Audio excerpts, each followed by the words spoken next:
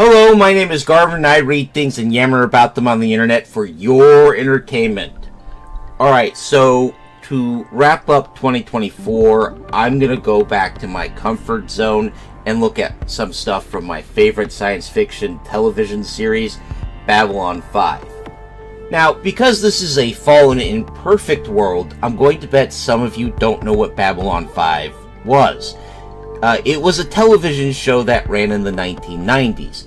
Now, by today's standards, the special effects weren't great, to put it mildly, but it was one of the first shows to run a full-on story and an overarching plot linking entire seasons, which is kind of normal for Netflix shows today. But back then, this was huge, and the characters and the plot of that show grabbed me, and even like 30 years later, it still hasn't let go. So today, we're going to be looking at the official history of the Centauri Republic of Babylon 5. This is the 5th Babylon 5 history video I've done. For this video, I'm only using show canon sources. The next video is where I'll get spicy. So let's take a look at my favorite fading empire, shall we? The Centauri unified early in their history due to brutal necessity. This is because the Centauri were not alone on their world. While on the continent they evolved on, they were the dominant and only sapient species. Across the ocean on a different continental landmass, a related but completely separate sapient species had evolved. This species was known as the Zan, and they were, according to Centauri sources, a brutal warrior race, and when contact between the two species was achieved by Centauri explorers, it devolved really quickly into a brutal race war of extinction, known in Centauri history as the War of 20 million deaths, which, all things considered, that's a high number. This happened right when the Centauri mastered ocean sailing. To give you some context, I went and I looked up the world population figures for Earth around the year 1500, shortly after Europeans started sailing across the Atlantic. And the number I got was between 460 to 600 million. So consider that number would be divided between the Zan and the Centauri, and that leads to a very bloody war. That said, I'm not sure I would regard this as a 100% accurate count of the dead. It's entirely possible that the Centauri just weren't sure how many of them actually died, and just settled on 20 million as a placeholder for very big number of dead Centauri we wish was smaller. The Centauri won because they were able to unify and they were better organized. However, the war left its mark on Centauri culture and society. Perhaps the nicest mark it left was the Centauri Thanksgiving ceremony, which I think I'll let Veer Kodo explain, and Ambassador Londo will tell us the final fate of the Zan. It's a celebration of life. It comes from a time in our world's history when two dominant species were fighting for supremacy. Our people and a species we called Zan. At years in, we count how many of our people survived, and we'd celebrate our good fortune. And what happened to the Zan? Dead, all of them, and good riddance. Do you know what the last Zan said just before he died? Thank you, Ambassador.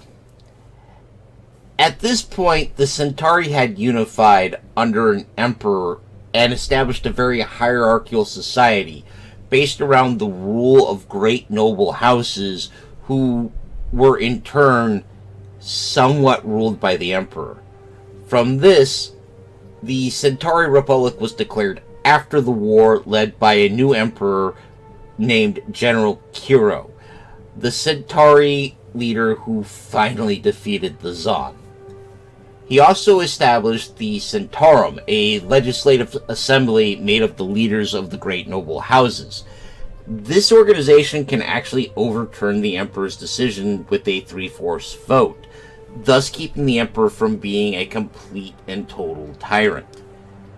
General Kiro didn't rest on his laurels very long, because it's then that the Centauri were invaded by an alien species known as the Shogun, and Emperor Kiro, according to the histories, is just so awesome that he defeats them, although he does have some outside help from a group known as the Techno-Mages. I'm going to talk about them later in a separate video, because the Techno-Mages are a whole thing.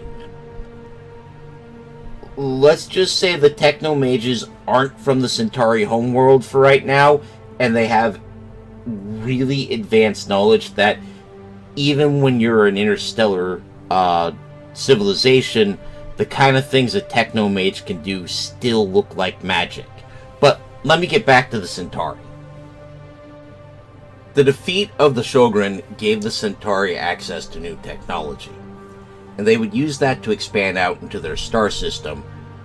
And at the edge of that star system, they found a hyperspace gate.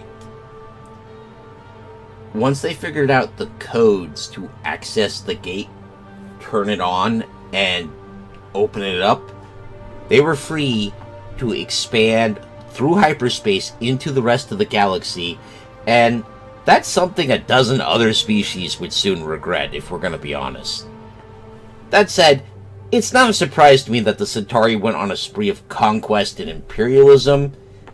Think about it. Every time they had run into another species of intelligent life, that species tried to rip off their face.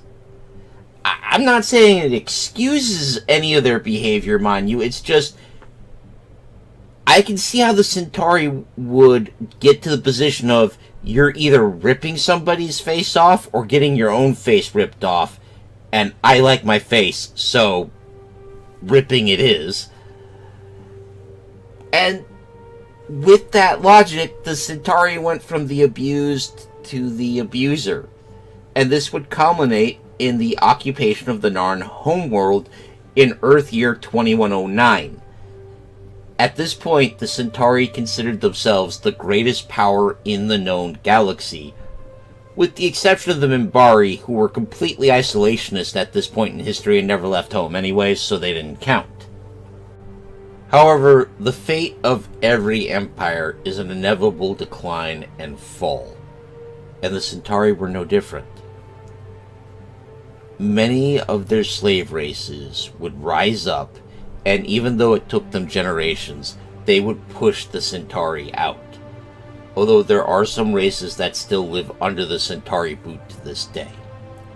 The Narn would be examples of a race that was successful in their rebellion, because while they didn't have the technology of the Centauri, they had a burning desire to rule themselves and an endless capacity for grudges and spite. I can and will say a lot of negative things about the Narn, but they are people I respect and understand, to a degree that makes me question myself a little bit. Moving forward, humanity would be contacted by the Centauri in 2156, and unlike the Narn, the Centauri decided against an outright invasion of Earth. Part of this was the combination of the Empire rapidly declining and the Earth Alliance already having an operable space force, along with the resources for an extended military campaign being rather sparse, so the Centauri felt like it would be too expensive. Another part is the Centauri really liked Earth art and entertainment, and they didn't want to accidentally vaporize the golden goose. If you're conquering America to get to Hollywood, and Hollywood goes up in a nuclear mushroom cloud, you kind of self-owned, right? Now, the Centauri did decide that supplying technology to a shaky Earth Alliance had a high chance of tipping humanity into a civil war. Afterwards, they could just kind of walk in and pick up the pieces, but this didn't work. Some Centauri tried a plan C, where they told the humans that Earth was a lost colony, but DNA studies quickly proved that acorns are actually more closely related to humans than the Centauri, all appearances aside. In 2232, the Centauri decided they had had enough and withdrew from Narn. This was during the period of the Dilgar War, and I'm going to ask you to check out my Earth Alliance history videos for more information on that, because the Centauri didn't fight in that war. Although I do want to note that in the lead up to the Dilgar War, the Centauri did hand over a Narn colony, Hylax 7, in a secret deal in exchange for weapons, but those weapons didn't save the Republic. By the modern day, an empire that spanned much of known space was now 12 worlds and struggling to keep their once slave races, mostly the Narn, from tearing out their throats. As for the Narn, they're going to get their own videos soon. On that note, I hope you found this fairly brief overview of the Centauri Republic's official history informative, or at least entertaining.